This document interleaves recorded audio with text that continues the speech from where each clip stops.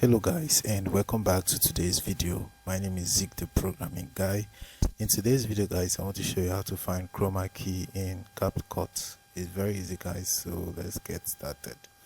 The first step to take guys is to open your Capcut application on your phone, and then we have to click on new project, and then we have to add the project.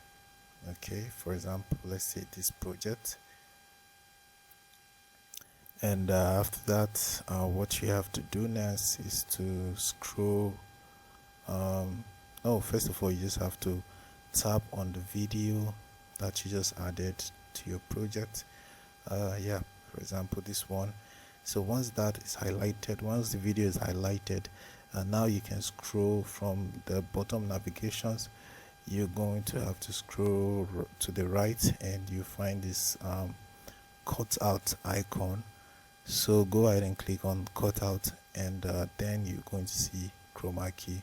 So once you tap on the chroma key, then you can make use of the chroma key just like that. So guys, this is how you can actually find chroma key in Capcut application on your phone. Hope this guide was helpful. If it was, give this video a like and equally subscribe to get more info tips like this. Thanks for watching guys, and I'll see you in my next video.